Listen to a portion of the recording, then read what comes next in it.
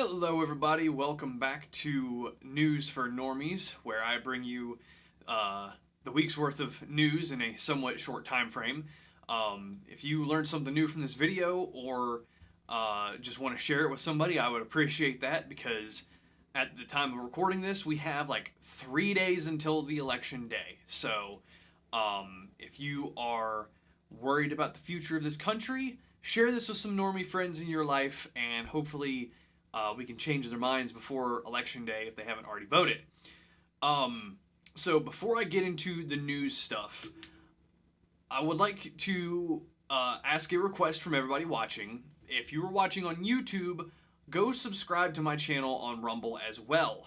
YouTube is up to their shenanigans again, which I'll talk about here in a little bit.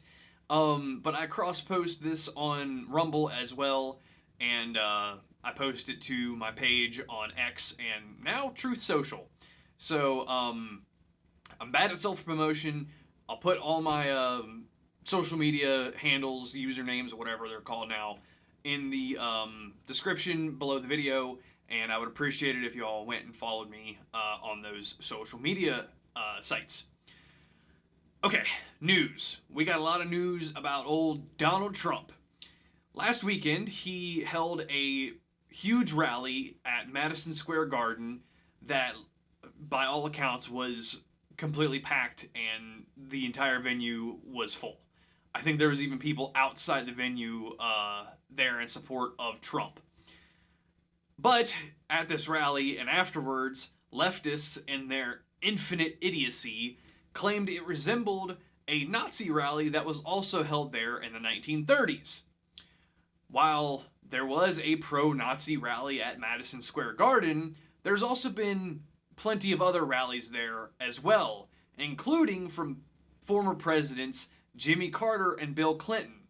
So for using that logic, those two presidents, among several others that have had rallies there, are also Nazis. Why do we keep taking these people seriously? I mean, they are borderline retarded. At this point, they are borderline retarded. It makes no sense to me. Also at this rally, there were several keynote speakers, one of them being comedian Tony Hinchcliffe. And during his speech, or I don't know, set, if you want to call it that, he made a joke about Puerto Rico. In this joke, he said that Puerto Rico is, quote, a floating island of garbage, end quote. Again, leftists got all offended by this, because leftists have no sense of humor, and just absolutely lost their minds. So first, if you're offended by this, remember, Tony Hinchcliffe is a comedian, not a politician or a CEO or anything like that, so his opinion really doesn't matter a whole lot on the world stage. And this is what he does for a living, is he tells jokes and hosts a very popular comedy show that's available in podcast form. Which, by the way, if you haven't ever seen Kill Tony, I highly recommend you do. It is hilarious. Second, if you think Puerto Rico is so amazing and so much better than the United States, which I think Puerto Rico's like a territory of the United States anyway, but regardless, please go ahead and move there. I'll wait. I mean, in what other country in the world can you bitch about how awful it is and then still remain there? It boggles my mind. Anyway, in similar fashion, at a Harris Waltz rally, George Lopez made a joke about Mexicans being thieves and stealing building material from Trump's border wall with Mexico. Now, in my opinion, the joke was kind of funny, but there was no outrage from the left on that one. Why? He's making a joke about, a minority group of people. Why is there no outrage there? Is it because he's of Mexican descent? And Tony Hinchcliffe isn't? Like, I didn't know that that's how the rules of free speech work now. You can only make fun of people with your own skin color. Sorry, lefties, that's not how free speech works. Don't care. So a couple days after the Madison Square Garden rally, Joe Biden said that he thinks all Trump supporters are garbage. So that really shows you how the establishment in DC think you are. Like, that's what they think about you. And this is also very reminiscent of Hillary Clinton saying that Trump supporters are a bunch of deplorables. Proud deplorable right here. But in honor of Joe Biden's remark, Trump somehow quickly acquired a garbage truck with a huge banner on the side of it that said, "Make America Great Again." And he rode in this truck up to another rally he was hosting while wearing a high-vis vest, and then went on stage wearing the high-visibility vest to give a speech. All of this to troll Joe Biden. I am absolutely here for Donald Trump trolling his way back into the White House and essentially memeing his way back there too. This reminds me a lot of the 2016 campaign, and I am here for it. First the McDonald's stunt a couple weeks ago, and now the garbage truck stunt. Like, this, I am very, very much enjoying this. It seems like spicy Trump is coming back a little bit. Trump also was on Joe Rogan's podcast a little while ago, which I should have talked about last week, but I'm kind of glad I didn't because there was a little bit of news that came up with that. Trump went on the Joe Rogan podcast and spoke for nearly 3 hours. The YouTube video was 2 hours and 58 minutes, so like just shy of 3 hours, 2 minutes shy of 3 hours. But once the episode went up on YouTube, the platform, YouTube, essentially shadow banned the episode, reducing the amount of people that would see it. When Joe Rogan realized this, he posted it to his, Twitter X page, just to make sure that people got to see the episode. Just as a big middle finger to YouTube. So this was the shenanigans I was talking about earlier, and this is why, if you're watching on YouTube, I would love for you to go subscribe on Rumble as well. Rumble is a competitor to YouTube and needs to grow to that way, competition can put the screws to YouTube and get them to change their ways. At the time of me recording this video here, episode 2219 of Joe Rogan Podcast has over 43 million views. That is over 10% of the United States population has watched that episode of JRE. And that's only on YouTube alone with the shenanigans they pulled.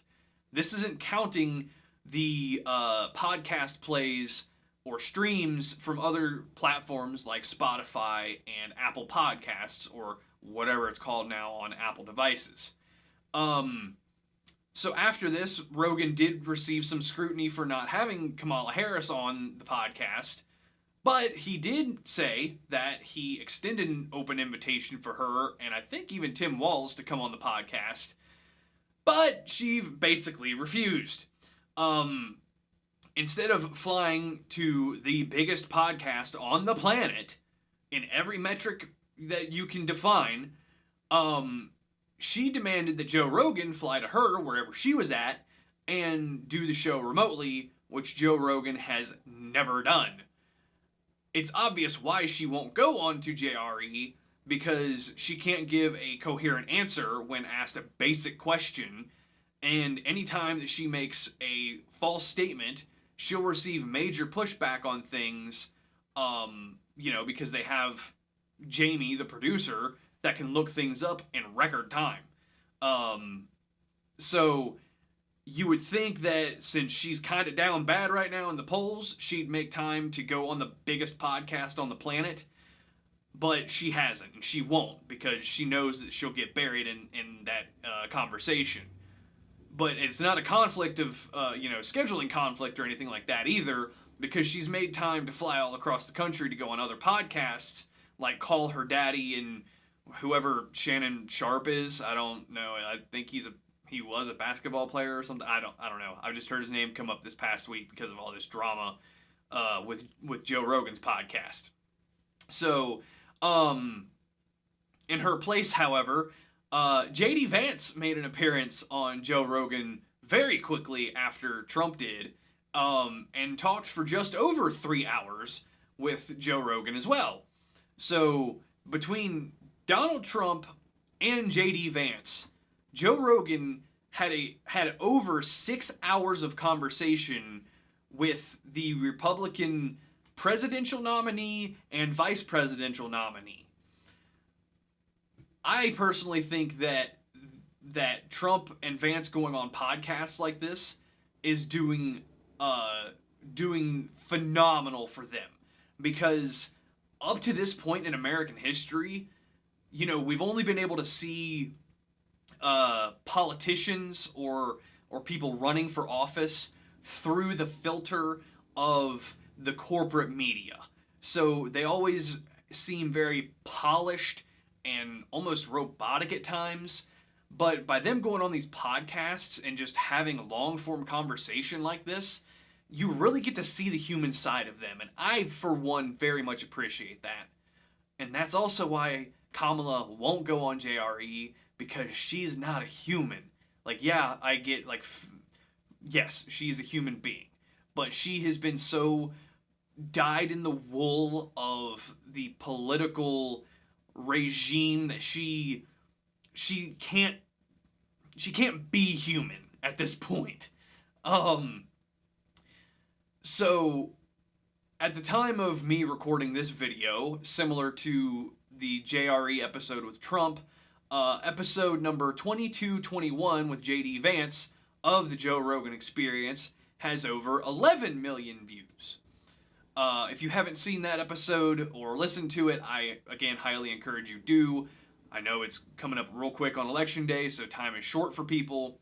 However, in this podcast with Joe Rogan, JD Vance talked about his response to hearing Trump being shot at the rally in Butler, Pennsylvania, the evils of modern media and big tech.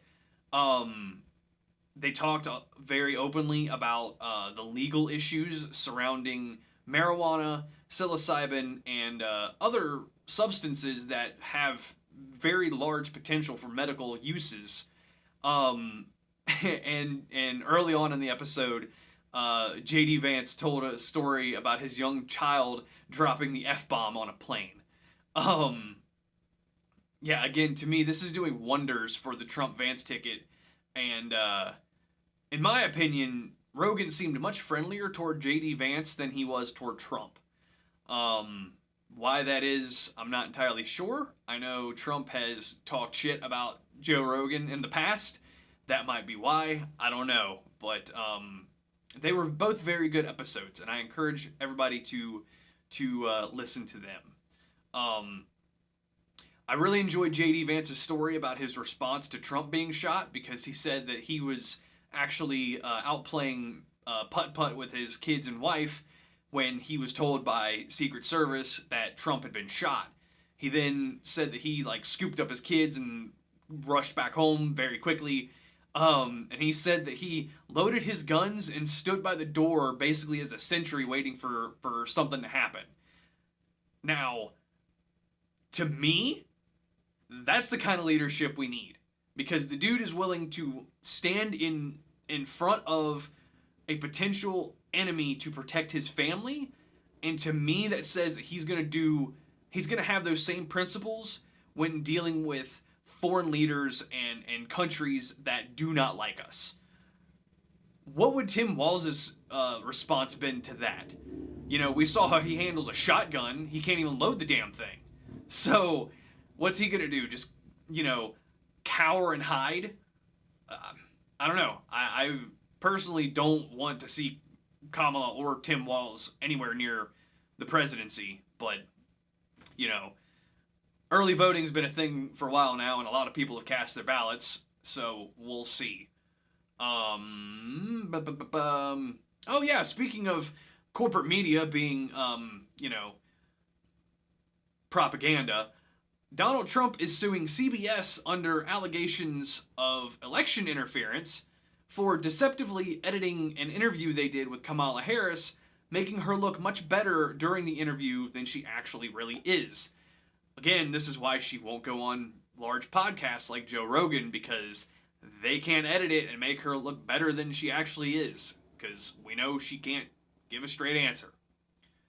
Makes me wonder if she has like a slight buzz all the time. There's been rumors kind of speculating that she's a wino, and that would make a lot of sense, just talking in circles and not giving a straight answer on anything. So, we'll see. Wouldn't be the first time a major politician is an addict of some sort, which is sad if that is the case, but whatever. Whoopi Goldberg on, surrounded by the prophets there at The View, said some more retarded shit this week. She claims that should Donald Trump be reelected, he will end interracial marriages, deport wives of American men, and reassign them, quote, white wives, end quote. I'm sorry, but I've never heard Donald Trump say that he wants to end interracial marriages, deport wives of American men, and reassign them white wives.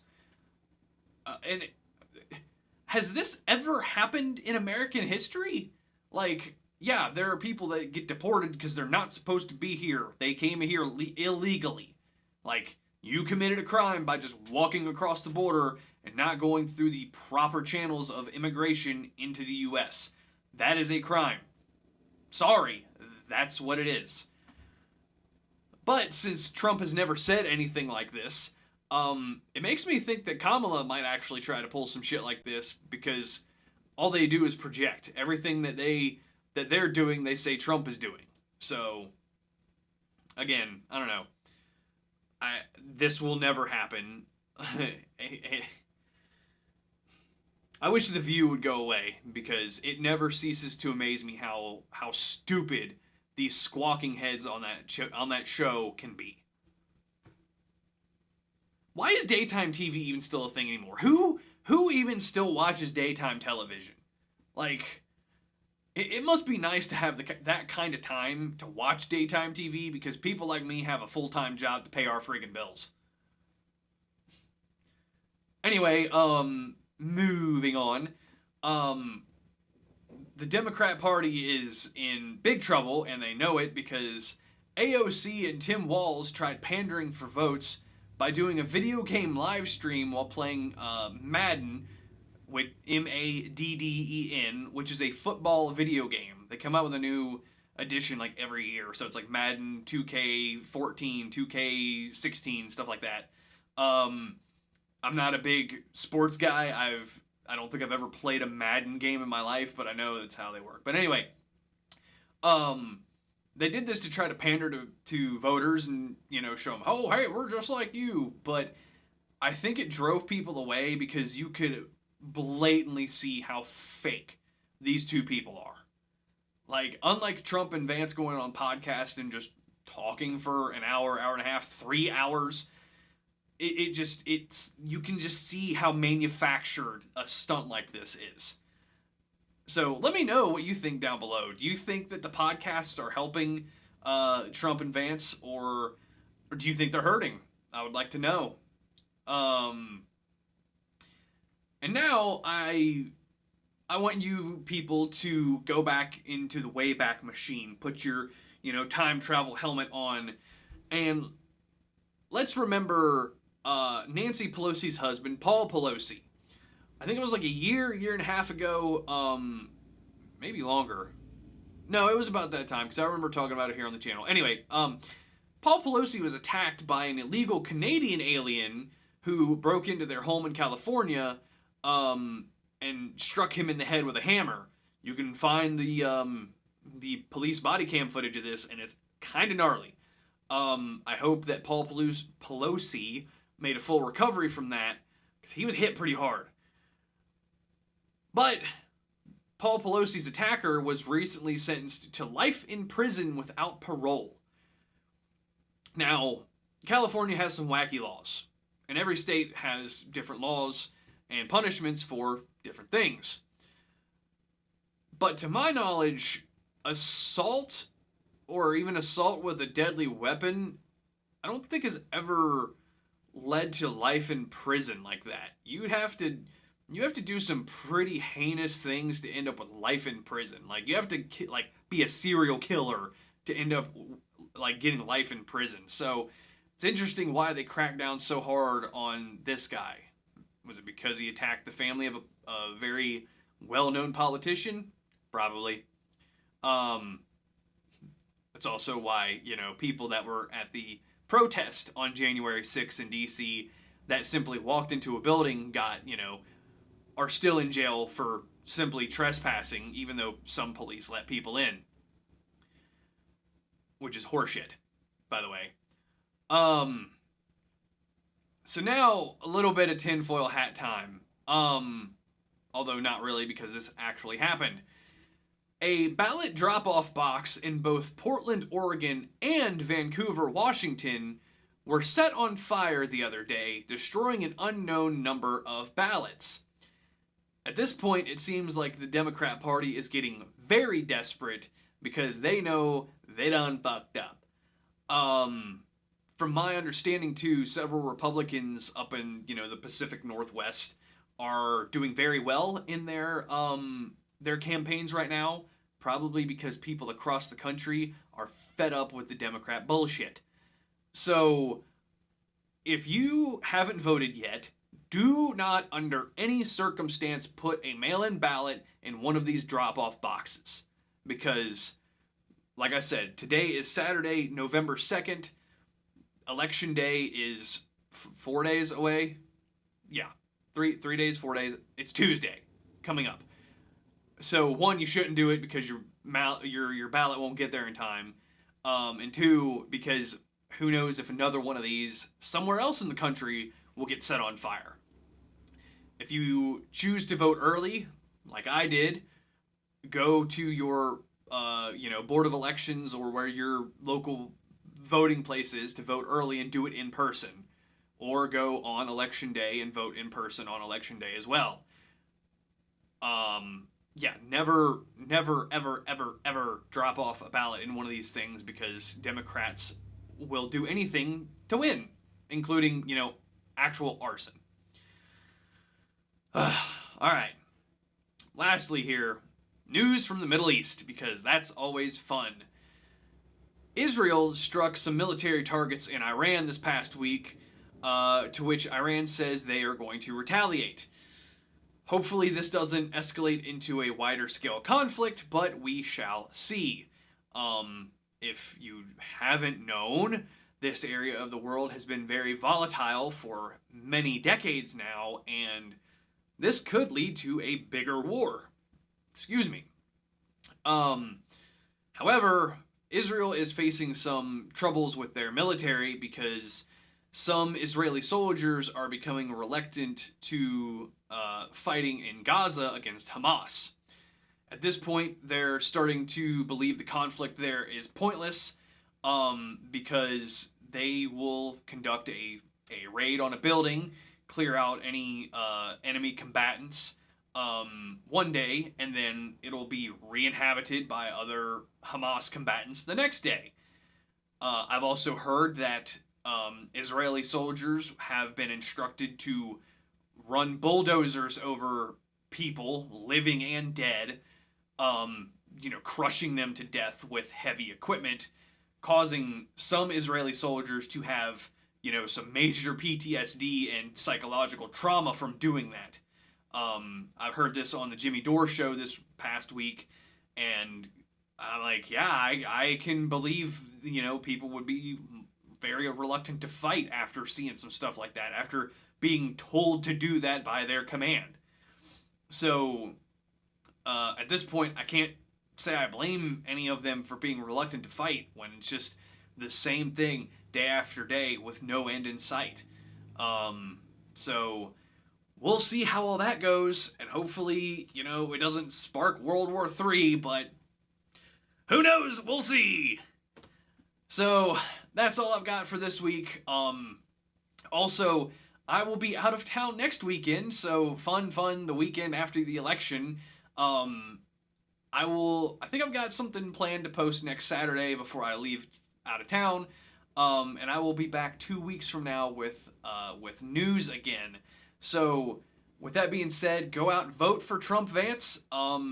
Get out and vote for other America First type politicians on the ticket, not just Republican, because there are the likes of, Lindsey Graham and Dan Crenshaw who continue to vote for war, even though it's meaningless to us. Let's get some actually good people in office to clean this mess up. So, with that being said, I will see y'all next time.